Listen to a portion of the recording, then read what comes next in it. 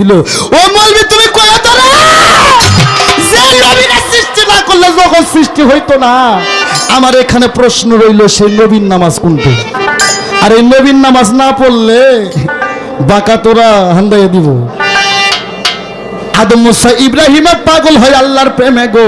আল্লাহ কয় আমি নিজেই নবীর দিওয়ানা। আর সেই নবী নিজে হযরত আলীকে বেলায়েতের দায়িত্ব দিয়ে গেল। যারা আলীকে মানলো না সেই শালারা জানো নবীকেই মানলো না।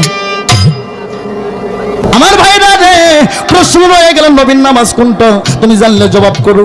আরে 5 ওয়াক্ত নামাজ সমাজকে রক্ষা করার জন্য।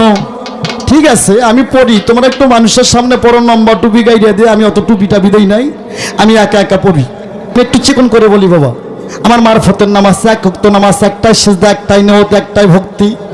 আমি একটু ইঞ্জেকশন দিয়ে যাই।